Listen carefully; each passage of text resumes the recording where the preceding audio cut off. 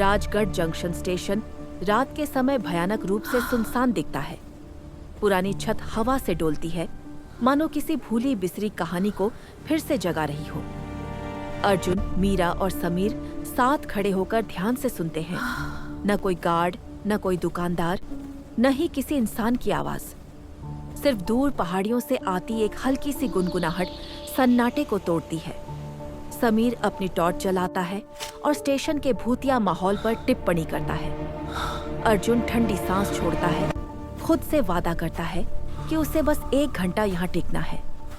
Waiting area में मीरा को एक कोने में 1995 का पुराना भुरभुरा अखबार मिलता है। वह उसकी सुर्खियां पढ़ती है, एक देर रात हुए ट्रेन हादसे और प्लेटफॉर्म 3 को बंद किए जाने के बारे में।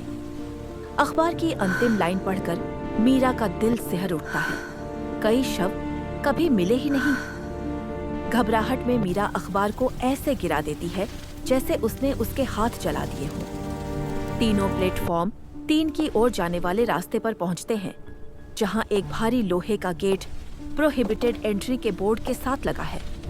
वे देखते हैं कि गेट का ताला टूटा हुआ है और जमीन पर पड़ा है।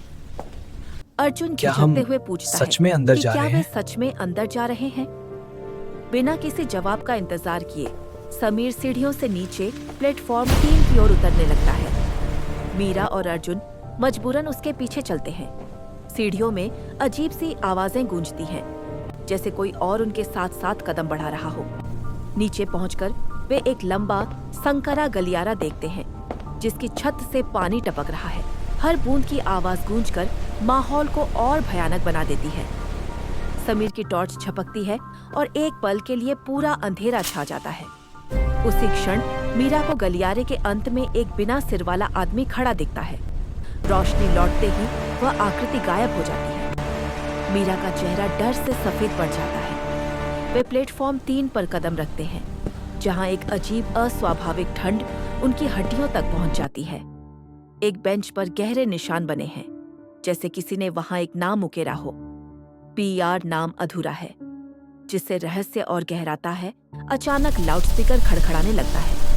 एक टूटी फूटी विकृत आवाज ट्रेन नंबर 879 की घोषणा करती है, जो प्लेटफॉर्म 3 से जल्द ही रवाना होने वाली है। अर्जुन अपने कान ढक लेता है, उस घोषणा की जीवंतता से डरकर। समीर लाउडस्पीकर की ओर देखता है और उसके नीचे से झांकता हुआ एक चेहरा देखता है, पुरानी वर्दी वाला आदमी। रोशनी फिर झपकती है और वह चेहरा गायब हो जाता है। पटरी के पास अर्जुन अपनी टॉर्च डालता है और देखता है, आधे मिट्टी में दबे पुराने सैंडल, एक पर्स, जला हुआ टिकट और एक बच्चे का स्वेटर। समीर घबराकर पूछता है, समीर, इतने सालों बाद हादसे के ये सामान यहाँ क्यों हैं? मीरा धीमी आवाज में कहती है, कुछ आत्माएं अपने सफर की आखिरी जगह पर चीजें छोड़ जाती हैं। दूर से एक अजीब असहज सी सीटी सुनाई देती है, जो किसी ट्रेन से ज्यादा किसी दर्द भरी चीख जैसी लगती है। धीरे धीरे धुंध प्लेटफॉर्म पर फैलने लगती है। समीर घबरा कर चिल्लाता है, क्योंकि क्या हो रहा है? पीली रोशनी बिना देखो वो रोशनी आ रही है। रोशनी पास आने पर एक भूतिया ट्रेन नाभिवान का आकार उभरता है। ट्रेन पुरानी, जंग लगी हुई, दरवाजों पर भूरे धब्बे जैसे सूखे खून के निशान। अंदर धुंध से बने यात्री बैठे हैं, आंखें खोखली, चेहरों पर कोई भाव नहीं। कुछ भूतिया आकृतियां खिड़कियों से हाथ हिलाकर तीनों को अंदर आने का इशारा करती हैं। मीरा का दिल तेजी से धड़कने लगता है। उसे समझ आता है कि यह ट्रेन जीवित दुनिया की नहीं है। लाउडस्पीकर दोबारा गूंजता है।